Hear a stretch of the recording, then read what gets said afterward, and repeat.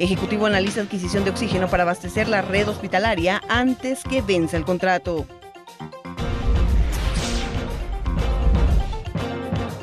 En internacionales, Lionel Messi declara ante juez por supuesto fraude fiscal.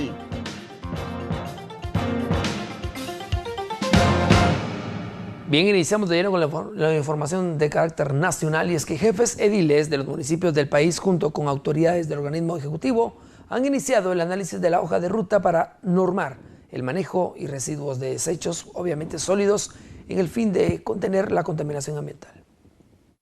El presidente de la República, Jimmy Morales, junto al ministro de Ambiente y Recursos Naturales, Sidney Samuels, mantuvieron una reunión con representantes de la Asociación Nacional de Municipalidades, ANAM, en la cual se busca consensuar los elementos y la información necesaria para una normativa de residuos y de desechos, esto con el fin de evitar la contaminación del agua y el medio ambiente. Con la finalidad de dar vida a dos prioridades de nuestra agenda de gobierno. Primero, instalar y dar vida a la mesa ambiental, que tendrá como actores clave a los alcaldes municipales hoy presentes, quienes bajo juramento asumieron el reto de velar por el respeto y resguardo de nuestros recursos naturales. Segundo, presentar oficialmente la Política Nacional para la Gestión Integral de Residuos de Desechos Sólidos, que busca regular todos aquellos insumos que atentan contra la biodiversidad, el ambiente y el equilibrio de la naturaleza. Hablar de ambiente y cambio climático es hablar de prioridades de Estado, de gobierno y, por qué no decirlo, hoy, de la humanidad misma. Y hoy no es la excepción, porque estamos conscientes que un buen manejo de residuos y desechos sólidos nos permitirá en el presente y futuro tener recursos naturales dignos para poder tener una vida digna. El ministro de Ambiente, Sidney Samuels, indicó que se ha logrado la ampliación a 2 años más en relación a la instalación de plantas de tratamiento municipales que, debido a la falta de financiamiento, ha sufrido retrasos.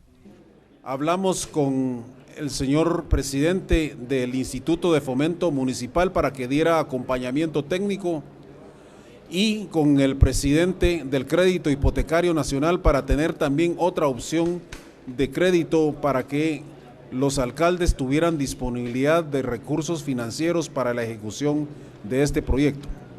En función de haber encontrado entonces el problema clave por el cual los alcaldes no habían podido cumplir con ejecutar esta obra desde el año 2006, porque nunca tuvieron los recursos disponibles para ello, es que dimos la ampliación para el año 2019, exactamente para ser cumplido el 6 de mayo. Bueno, el Ejecutivo está analizando la adquisición de oxígeno para abastecer la red hospitalaria antes del 2 de julio, fecha en que vence el contrato con los proveedores del servicio. Derivado del proceso de licitación para la compra de oxígeno hospitalario concluye en agosto, el Ejecutivo analiza la forma de adquirir dicho insumo antes del 2 de julio, fecha en la que vence el contrato con el proveedor. Una compra anticipada, ampliación del acuerdo de abastecimiento con la empresa o declarar un estado de calamidad son los escenarios que están en análisis. Todo el proceso termina en agosto y, como usted bien dice, en julio ya no vamos a tener oxígeno. Así es de que estamos viendo esta fórmula que presentó la Contraloría. La otra sería que el Congreso de la República prolongue el contrato abierto del actual contrato que existe por 2 meses más o por el año, para que no haya ningún problema por el resto del año. Y la última sería algo que nosotros no hemos hecho, presidente, declarar un estado de calamidad, porque esto se presta a malas interpretaciones. A pesar de que nosotros estamos tratando de hacer las compras correctamente, se podría interpretar que ya principiamos con la vieja política de comprar cosas de manera no adecuada. La Contraloría es de que se compre con antelación y que la compañía vaya dando el gas conforme se vaya necesitando. Esa es la propuesta. Según la Contraloría se puede hacer esa excepción como cosa urgente por el problema que existe con los gases. Por aparte, para mejorar la compra de insumos médicos, se presentó ante el Congreso la propuesta de reformas a la Ley de Compras y Contrataciones. Esto es una propuesta que se trabajó en el Ministerio de Finanzas, se consensuó con la Contraloría y que se está presentando al Congreso de la República para que se pueda modificar, por lo menos para este momento, de la compra del gas. O sea que ya está lista. Las recomendaciones que nosotros hicimos a la... ¿Ya se presentaron? Sí, ya se presentaron. Para el denominado gobierno abierto fue inaugurado por el presidente de la República, Jimmy Morales, en el cual se socializa la forma en cada cartera y que cada cartera ejecutará con recursos asignados para el año 2017. De forma inicial se detalló el presupuesto del Ministerio de Gobernación. El ministro de Finanzas, Julio Héctor Estrada, presidió la mesa de discusión en la cual se abordó el tema para el presupuesto del año 2017 del Ministerio de Gobernación. A este diálogo asistieron representantes de la sociedad civil y expertos en áreas de seguridad y justicia. La Nación está proyectando que necesita en el orden de 1.100 millones de quetzales de presupuesto más el año pasado que lo que tiene este año, que tiene 4.400. Es bien importante que se obtuvo una retroalimentación de parte de miembros de la sociedad civil, centros de pensamiento, que encontraron temas importantes. Yo creo que hay una gran coincidencia en la importancia de empezar a invertir en serio en el sistema penitenciario, también retomar o reestructurar los temas de la reforma policial, invertir más en prevención. Nos tomamos su retroalimentación, vamos a hacer este ejercicio junto con los otros 12 carteras y otras entidades del Estado con recursos importantes como son el Ministerio Público y el organismo judicial. Y entonces ya en base al análisis que hagamos de todos vamos a ver cómo se puede distribuir y cuánto se le puede dar y en qué prioridad se le asigna en el caso de hoy particularmente al Ministerio de Gobernación. Pero ese es el primer paso, simplemente esto resultará en algunas semanas en los techos indicativos. Según lo dio a conocer el ministro de Gobernación, Francisco Rivas, buena parte del presupuesto será destinado para el fortalecimiento del sistema penitenciario. Debemos de ser responsables y asumir este problema y encontrar las soluciones para heredarle a nuestros hijos y a la población guatemalteca un mejor sistema penitenciario. En ese sentido se han tomado diferentes acciones, tomando en cuenta la escasez de recursos que este gobierno obtuvo y los problemas financieros en los que estamos viviendo. Adquisición de bienes inmuebles extinguidos al crimen organizado que van a ser destinados para la construcción de centros de privación de libertad. Adquisición de bienes inmuebles donados por el Estado para la modificación y construcción de centros de privación de libertad. Y la construcción de cárceles por parte de la cooperación internacional, hablando de la Unión Europea y del gobierno de Estados Unidos de América. Por supuesto, es una responsabilidad que nosotros debemos de asumir como guatemaltecos y para ello debemos asumir el compromiso como guatemaltecos para enfrentar y resolver este problema.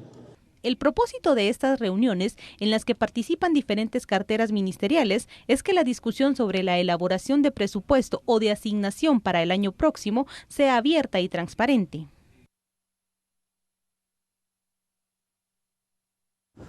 Bueno, derivado al incremento en el número de embarazos en menores de edad, encargados del Ministerio de Educación, diputados al Congreso de la República y el Observatorio de Salud Reproductiva, OSAR, firmaron un convenio cuyo fin es la concientización, obviamente, de todos los niveles educativos en el país.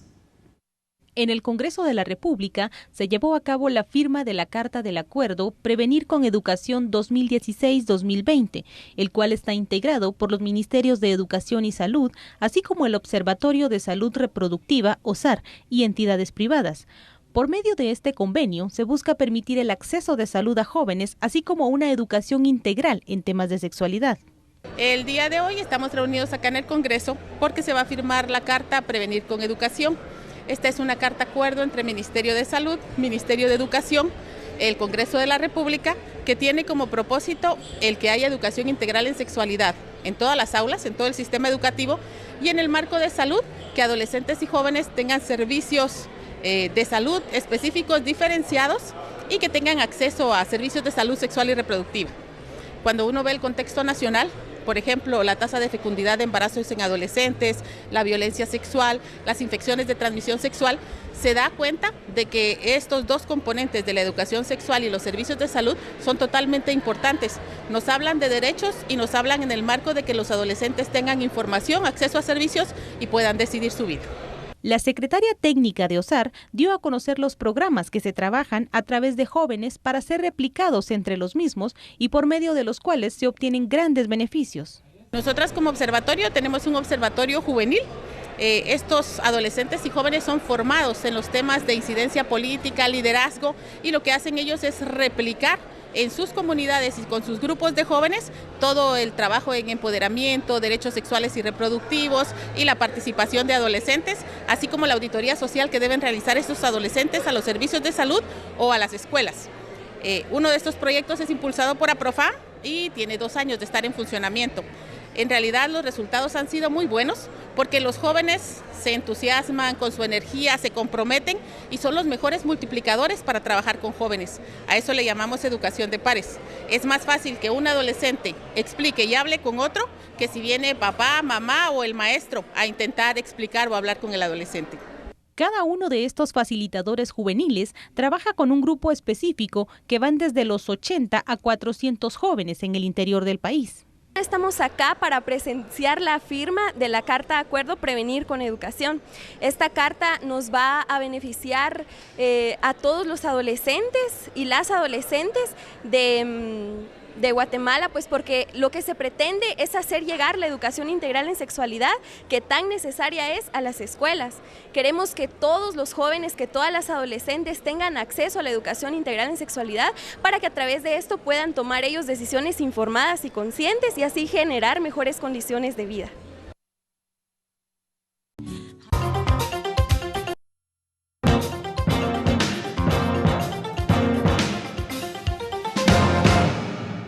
Bien, estamos de regreso con más información y es que derivado a la inconformidad de algunos sectores de la sociedad guatemalteca, diputados al Congreso de la República presentaron una iniciativa de ley que prevé suspender el otorgamiento de licencias de extracción e hidroeléctricas.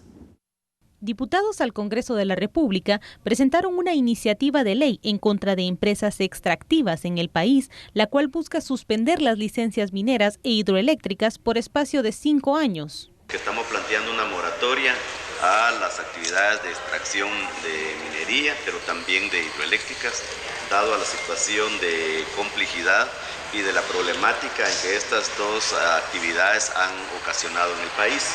Primero nos preocupa toda la confrontación social que ha provocado estas actividades.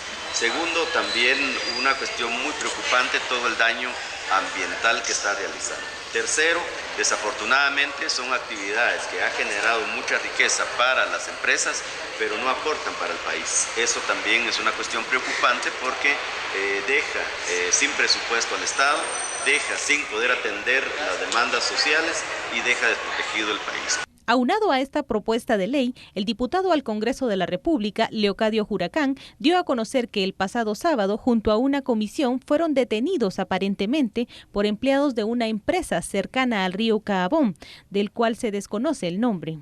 En ese sentido, supuestos trabajadores de la empresa y miembros de seguridad también de la empresa nos detuvieron cerca de 1 hora la comisión que íbamos a fiscalizar.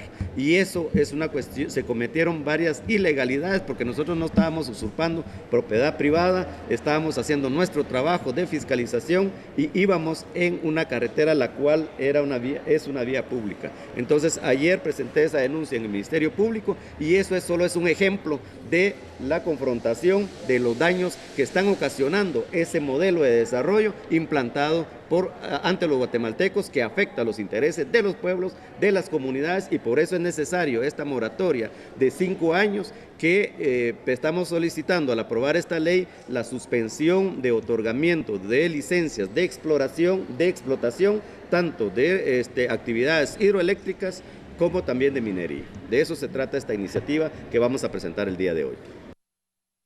Bueno, la solicitud del Ministerio Público de ligar a proceso a William Alexander, obviamente por el delito de homicidio, hecho ocurrido en el año 2012, fue aceptada por el juez José Eduardo Cogolón.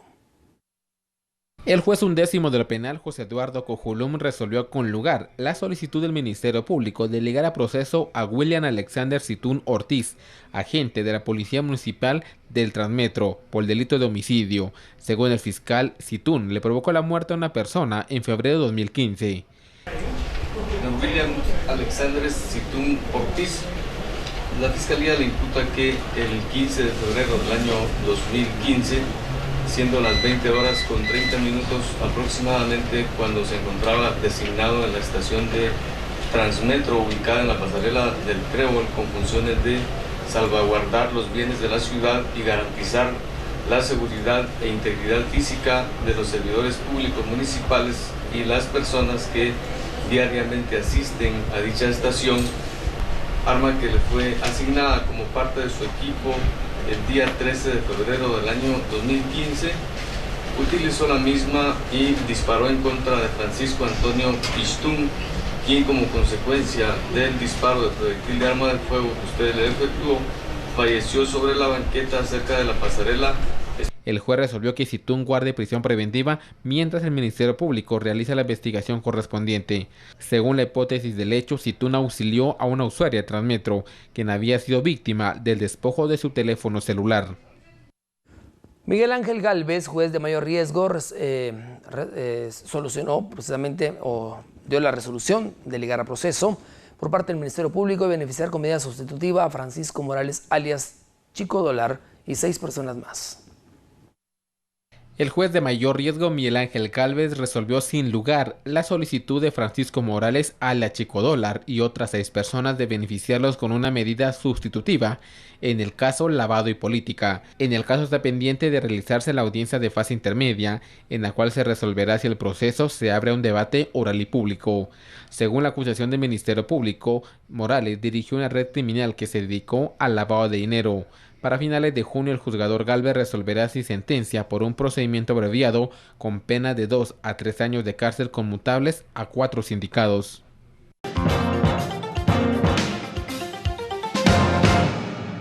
Bien, estamos de regreso con más información. Representantes del Colegio de Ingenieros de Guatemala indicaron que junto a la promoción de la ley de aguas deben y también impulsarse la creación de una fiscalía especial precisamente de control de los afluentes.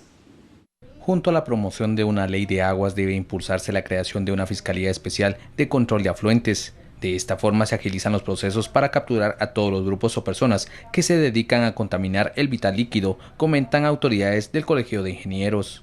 Como colegio debemos hacer alguna postura para que nazca una fiscalía propia del Ministerio Público para que pueda tener esas facultades. Lamentablemente es la única forma de aprender en este país y la única forma en que los funcionarios pues tomen las decisiones correspondientes. Así muchas municipalidades puedan tener los reglamentos adecuados, muchas municipalidades sus proyectos los impulsen conforme a los criterios técnicos que tenemos que impulsar y pues todos obedezcamos la ley. Pero hoy no tenemos una regulación específica. Bueno, autoridades del Colegio de Ingenieros dieron a conocer que más de 500 proyectos de reparación, así como mantenimiento de carreteras, están paralizados, situación que es preocupante tomando en cuenta la época de invierno. Más de 500 proyectos de reparación y mantenimiento vial no están en marcha, lo cual preocupa durante este invierno, comentan autoridades del Colegio de Ingenieros. A pesar que un 50% de ellos están en proceso de adjudicación, constructores esperan que la cartera de comunicaciones agilice los procesos administrativos y de licitación. Sí, confiamos en que los proyectos que se están adjudicando ya se les dé la viabilidad para que inicien. Ya se adjudicaron algunos, pero no se ve que los mismos empiecen. Pues alrededor de 500 proyectos creemos que solo se han adjudicado un 50%, pero esa es la parte que todavía como comisión de Colegio de Ingenieros, que se llama Comisión de Infraestructura y Comisión de Puentes, tenemos que establecer ese inventario específico. El último informe del ente colegiado establece que a nivel nacional más de 200 carreteras están al borde del colapso. Reporta Alex Álvarez y Daniel Collín. Momento de una breve pausa y ya regresamos con información de interés nacional.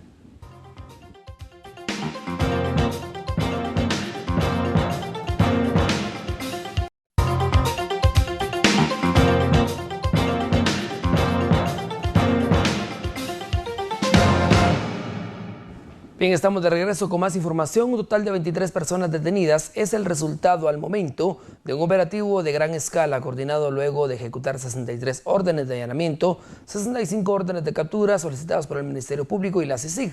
Entre los implicados hay funcionarios, exfuncionarios y contratistas del Estado. 23 personas, entre las que se encuentran exfuncionarios y representantes legales de empresas contratistas del Estado, fueron capturadas luego de 43 allanamientos realizados por la Fiscalía Especial contra la Impunidad del Ministerio Público, FESI, acompañados de la Comisión Internacional contra la Impunidad en Guatemala, CICIG. A los detenidos se les indica de participar en hechos relacionados al lavado de dinero y financiamiento electoral ilícito. Uno de los capturados fue el actual director del Registro Nacional de Personas RENAP, Rudy Gallardo, quien es sindicado de los delitos de asociación ilícita y cohecho pasivo. El trabajo que se ha traído con una institución que completamente pues, está topada por la corrupción, hoy la hemos puesto en un nivel decente. Lamentablemente pues, se da esta situación que enfrentaremos con responsabilidad para poder determinar cuáles son los motivos por los cuales nos han detenido y también para poder establecer una defensa, pues obviamente soy inocente y esa inocencia será probada. Dentro de las capturas se encuentra el exministro de Agricultura, Edín Barrientos, y el exdiputado del Congreso de la República por el departamento de Izabal, Marvin Estuardo Díaz. Todos fueron trasladados a Torre de Tribunales, donde quedaron a cargo del juez Miguel Ángel Gálvez en el Juzgado B de Mayor Riesgo, donde se les dio a conocer el motivo de detención. Bueno, y en conferencia de prensa, el Ministerio Público dio a conocer detalles sobre las capturas realizadas este día. Aprovechando un conglomerado de empresas, dada la gran cantidad de recursos económicos que la campaña patriota obtenía durante el año 2011. Empresarios de todo tipo, de diversa condición, como luego cuando presentemos contra quienes se ha dirigido en esta ocasión la actividad del Ministerio Público con el apoyo de la CICIG, confirmarán de qué manera tan extensa fue esta operación que culminaba en cuanto al financiamiento en este año 2011, financiamiento ilícito del que los empresarios no podrían excusarse por su ignorancia, en tanto ellos sabían, porque así se les indicaba, a qué entidades debían dirigir los recursos e inclusive obtenían recibos por servicios que efectivamente no se pagaban, porque en muchos de estos casos se trataba además de empresas de cartón. Hubo unos pagos a través de constructoras y en estos eventos a los empresarios se les facturaba por servicios difíciles de corroborar, como la utilización de una maquinaria por un determinado número de horas o el transporte de algún material o acarreo de escombros, etc.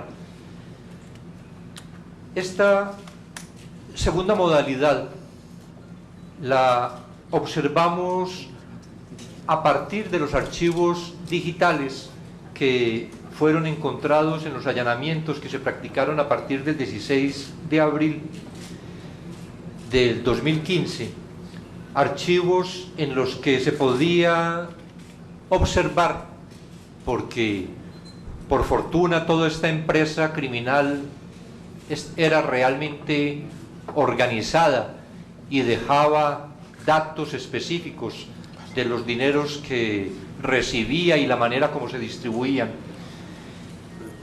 De manera que pudimos encontrar cuadros de control de ingresos y gastos de la campaña electoral del Partido Patriota, datos que luego fueron confirmados gracias a declaraciones ministeriales que rindieron Juan Carlos Monzón y Víctor Hugo Hernández, su contador, logrando de esta manera determinar que mediante triangulaciones se trató de ocultar el origen y destino del dinero, el que iba para la campaña electoral, pero también para los propios patrimonios de los líderes del partido.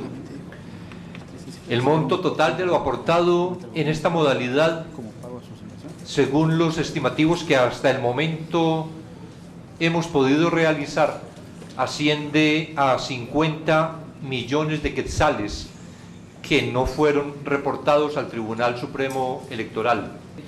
Al 14 de octubre de 2011, el informe de disponibilidad de efectivo da cuenta que ingresaron al menos 4 millones de quetzales entregados por las entidades Altraxa y ADIC,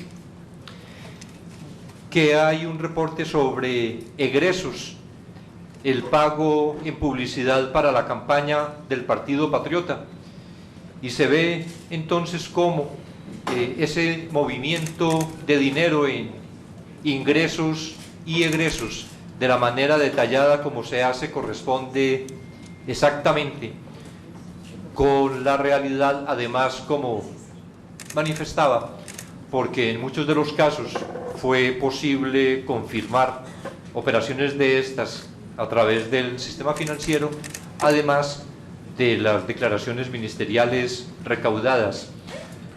Cuadros de disponibilidad de efectivo al 14 de octubre de 2011, un aporte especial recibido de Altraxa, por ejemplo, por 4 millones, cómo esos 4 millones se invierten, pago del ISR, el grupo radial, publicidad, tal pago, a tal otra organización radial, publicidad, por publicidad otro pago, etcétera, casi por el valor que se había obtenido como aporte especial de la sociedad Altraxa. El pago que se hizo para publicidad de la campaña patriota. Debemos agregar que, además de las declaraciones, Víctor Hugo Hernández entregó también abundante documentación que corroboraba mucha de la que fue hallada en los dispositivos de Juan Carlos Monzón de los allanamientos del 16 de abril, lo que muestra además por diversas fuentes una absoluta coincidencia. Encontramos, por ejemplo, como documentos manuscritos que se habían hallado en los allanamientos ya aparecían organizados en cuadros como estos que hemos venido presentando.